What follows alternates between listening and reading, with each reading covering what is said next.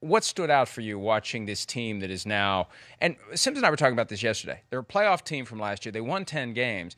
It's rare for a playoff team to have a regime change at the top. New GM, new head coach. What did you notice last night watching the Raiders play?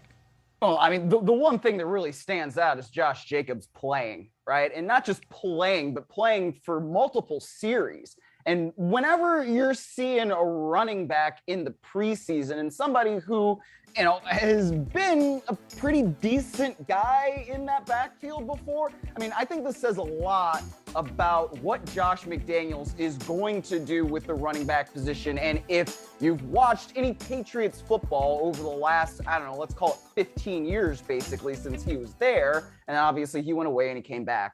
But that's not really a surprise based on what they've done with the running backs. And I remember, people go on camp tours, of course, in this time of year. And Charles Robinson of Yahoo Sports went to Las Vegas, saw their camp. And then after that was basically like, look, if you've ever seen Josh McDaniels and what he's done with running backs, expect them to do the same thing in Las Vegas. So even though Josh Jacobs has been that bell cow back before, it's not necessarily going to be like that anymore. And I think that's a perfect example of exactly what he was talking about last night. We see Josh Jacobs out there for that long.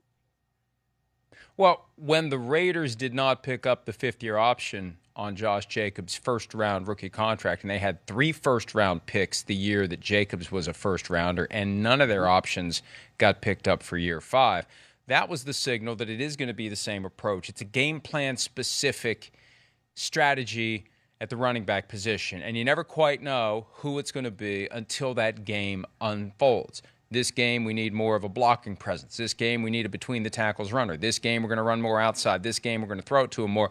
And it does depend on what they plan to do, and they're not going to just go Josh Jacobs, Josh Jacobs, Josh Jacobs. Here's Josh McDaniels last night after the game talking about his decision to use Josh Jacobs on a night when most of the starters were in uniform but not on the field. Was everybody ready to go, and, we made the decisions we thought were the right decisions for our team, and some based on depth, some based on just wanting to get guys opportunities to, get in there. And I always think it's good for backs to carry the ball in the preseason, there's a lot of things that happen when you're getting tackled and hit that you can't simulate in practice. So I think all our guys had the ball tonight. All our guys either caught it or were handed the ball and had to get, tackled. And, we can't really simulate that or rep that in practice. It's funny how in many contexts we see a kinder, gentler Josh McDaniels in comparison to his former boss, Bill Belichick. But, boy, there was some real Belichick vibe coming through, especially early on in that. The flat line, we just do what's best for the team, et cetera, et cetera. I think this is the reality. I was looking at Josh Jacobs' contract. He's got $2.122 million in base salary this year, fully guaranteed. I think there's a little bit of showcasing of Josh Jacobs going on last night. I think we're going to see more of it in the preseason. I think if they get a trade offer for Josh Jacobs that they like, they'll take it. One of the things about being on site for a game, you pick up stuff that you don't pick up when you're in your house in West Virginia. I think Josh Jacobs is kind of persona non grata with Josh McDaniels right now. I think Jacobs, and when you don't pick up the fifth-year option, it goes one of two ways. It's either I got to buckle down, I got to bust my ass, I got to do what I need to do to earn a spot with this team beyond this year. Kind of like what Doug Martin did with the Buccaneers. Remember Muscle Hamster? Yes. He was a first-round pick. They didn't pick up his fifth-year option. And in his contract year, he was phenomenal, and they had to sign him to a long-term contract, and he got a lot of money from the Buccaneers before he became an unrestricted free agent. So not picking up the fifth-year option really sparked him.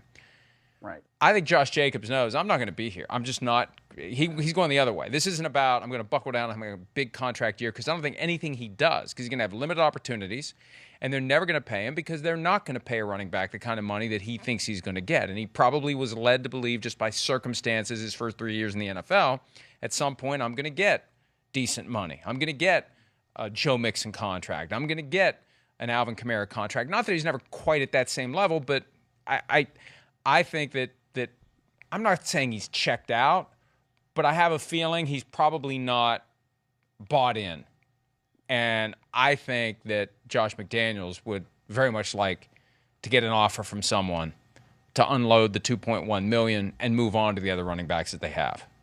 Oh, I tweeted that last night, Mike. You know, if I am watching this and I'm a GM and I see Josh Jacobs is out there running the ball like this in the Hall of Fame game, you know, if I need a running back, I'm probably picking up the phone and I'm calling Dave Ziegler right then and there and saying, hey, what do you want for him?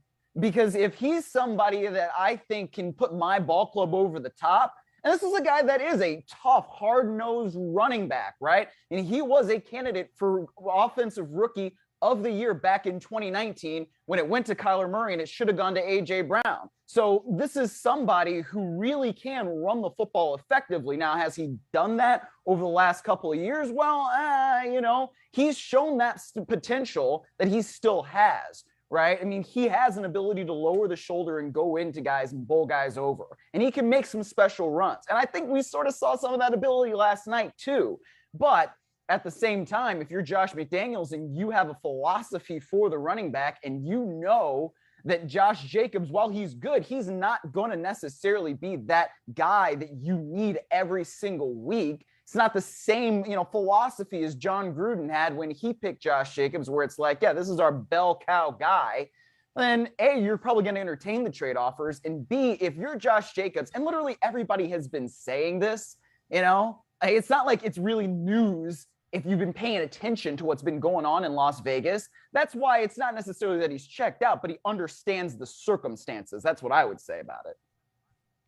That's right. That's right. But like I said, it can go one way or the other. You can say, I'm going to do everything I can to impress the new regime, and I'm going to earn my spot, and I'm going to stick around. Or you can say, you know what, they don't want me. I don't want them. I hope I get out of here. I hope they trade me. I mean, I kind of hope they do too, but he was running the ball hard last night. So, you know, it's not like he's getting this is hey, this is because it's his opportunity to audition. I'm not talking about the stuff we see in a game. I'm talking about the stuff that happens behind the scenes. Right. When everybody's watching, this is his chance to get someone's attention. And the reality is, if anyone's going to suffer an injury during camp and the preseason, it's running backs. It happens all the time. Somebody's going to tear an ACL, somebody's going to break a bone, somebody's going to be gone, and an opportunity is going to arise for Josh Jacobs. While the 49ers are waiting for lightning to strike at the quarterback position somewhere so they can trade Jimmy Garoppolo, good luck with that. Much better luck if you're the Raiders and you're hoping for an opportunity to move Josh Jacobs. All I'm saying is this. At some point before week 1, I think they make an effort to trade him. And if he's on the team, I think at some point before the trade deadline, there's a chance that the phone rings and Jacobs is gone. And then after the trade deadline, it could be like an OBJ situation where it's just, we're going to part ways here. This just isn't working. Again, being on site, you pick up stuff that you maybe wouldn't pick up if you were sitting in your mother's basement or above your garage or in your barn or wherever you may be other than at the scene of the game. Hi, I'm Mike Tirico, and thanks for watching. Make sure to hit subscribe for the latest news and highlights from NBC Sports.